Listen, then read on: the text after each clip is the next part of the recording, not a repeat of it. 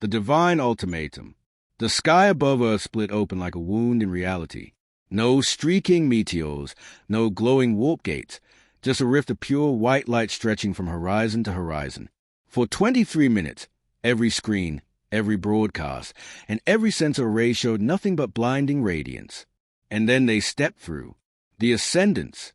They were not ships in the conventional sense. The vessels that emerged from the rift looked more like fragments of celestial architecture, cathedrals of obsidian and gold, bristling with towers that defied gravity. Their surfaces shimmered with liquid starlight, and vast rings of energy rotated around them like halos. The largest of them descended into low orbit, eclipsing the sun over the Pacific. The oceans boiled beneath its shadow. Humanity's leaders were summoned, not requested, summoned. UN Orbital Command, Conference Chamber 1. The air was heavy with tension. Seated around the table were representatives of Earth's major powers, their faces pale in the glow of the holographic feed. The image floating in the center of the chamber was humanoid in outline, but so tall that only its upper torso fit in frame. Its skin, if it was skin, resembled polished ivory streaked with faint constellations. Its eyes were wells of gold light, and its voice came not through speakers, but directly into the minds of everyone present. We are the Ascendants. We made your stars, your seas, your blood. You are the clay, and we are the sculptors.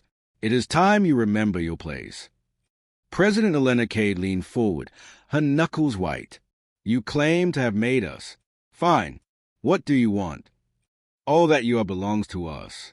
1/10 of your population will serve in our fleets. All your resources will be tied to our temples. You will kneel in gratitude and worship. Refusal means eradication. Gasps echoed through the room. The Chinese premier muttered a curse. The Russian defense minister shook his head. Cade's voice was steel. And if we refuse? The golden eyes brightened. Then Earth will be unmade. Your cities will vanish. Your history will burn. And your children will not remember you ever existed. The transmission ended. The chamber was silent except for the hum of the ventilation systems. General Arjun Patel broke the quiet. Madam President, that wasn't a threat. That was a declaration. Then we answer in kind, Cade said. We do not kneel. That night, the first city vanished. It happened in silence. One moment, Sao Paulo was a sprawl of lights across the Brazilian night. The next, it was a black sky. No fire, no rubble, just absence. People, buildings, streets, erased as if they had never been. The only sound was the wind rushing in over the crater where Metropolis had been. By dawn, Shanghai and Nairobi were gone too. Panic gripped the world. Borders dissolved as millions tried to flee what no one could see coming. Religious leaders called the Ascendants angels, demons, or devils. Scientists struggled to explain weapons that left no trace. In the war room beneath Cheyenne Mountain, the Joint Strategic Defense Council met in crisis session. We can't hit them, Admiral Reyes said, slamming her fist on the table. Orbital weapons can't lock. Missiles detonate before impact. Even our deep space probes drop dead the moment they cross into that rift. Dr. Malik, head of the Astrophysics Division, adjusted his glasses.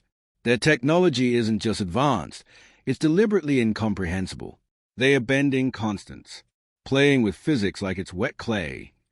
Cade looked around the table. Then we change the game. There has to be a way. Malik hesitated, then pulled up a classified file on the screen. It was a scanned image of alien ruins buried under miles of Antarctic ice. This isn't the first time they've done this, he said.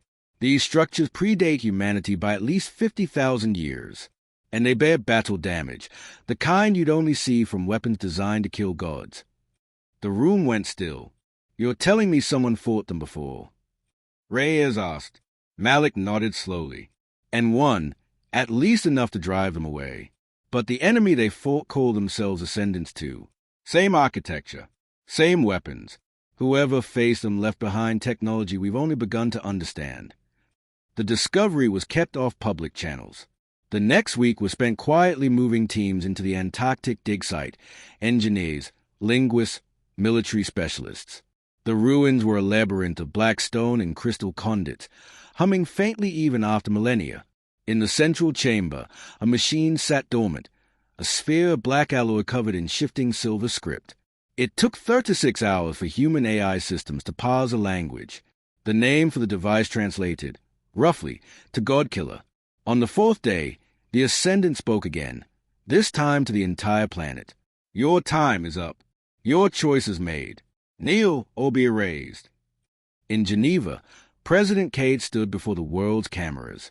Her voice was steady, but every syllable carried a weight that would be remembered for centuries. We are told to kneel to beings who call themselves gods. We are told to offer our children and our future in chains. We are told we cannot resist. We have heard this before, from kings, from tyrants, from empires that believe themselves eternal. They all fell. To the so-called gods above our skies, humanity gives its answer. We do not kneel. The crowd in the chamber erupted into applause, even as fear churned beneath it. In orbit, the Ascendant fleet shifted position. The war of gods and men had begun. The cities that burned in silence. The first week after the ultimatum was chaos. Even those who had sworn never to kneel began whispering doubts when the Ascendants erased their third city. It was always the same. No fire, no mushroom clouds, no shockwaves tearing buildings apart. One moment a place existed, full of life, and the next, nothing. Gone. Erased. Satellite imaging showed only smooth, glass-like craters hundreds of meters deep. No rubble. No bodies. No electromagnetic interference.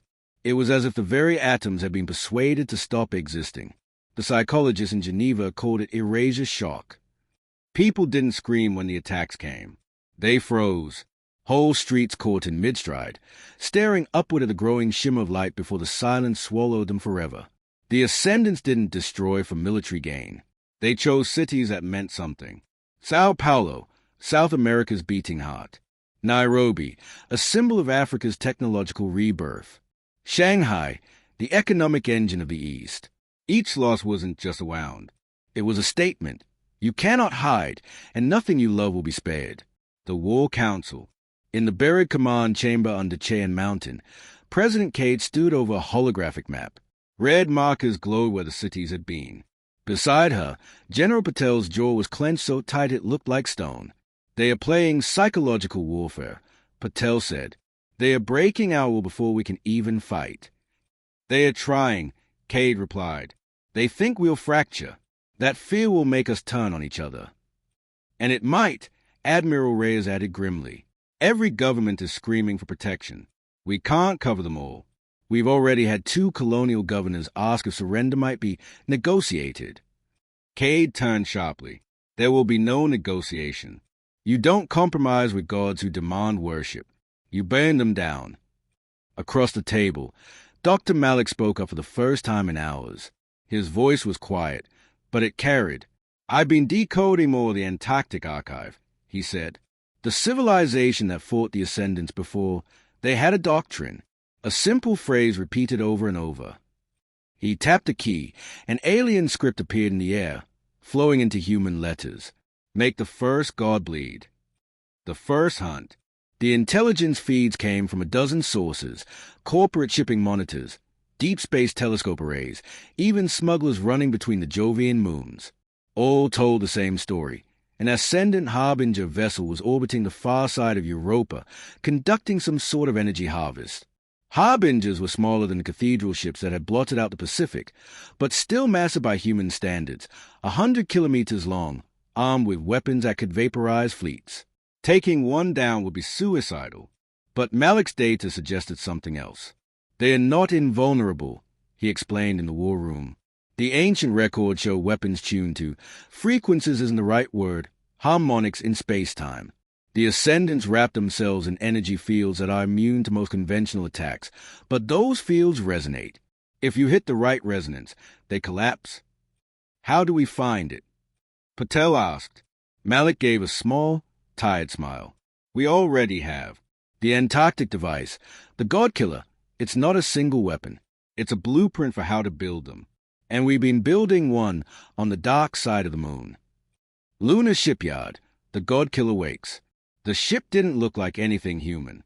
It was a long, spear-like construct of black alloy, its surface rippling as if alive.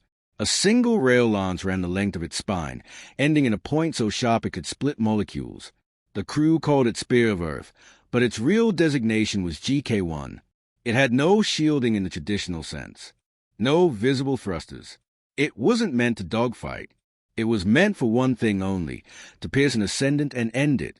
Captain Mara Ellison stood on the bridge, staring at the target data floating in the air.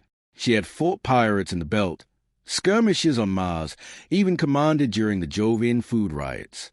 None of that had prepared her for this. Course locked, her helmsman said. Europa orbit insertion in 20 minutes.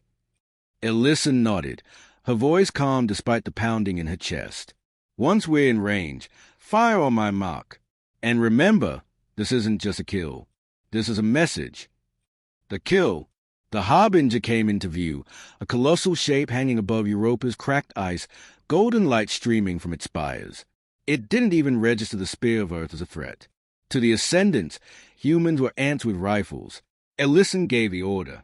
The rail lance roared, not with sound, but with a ripple that bent the very fabric of space ahead of it.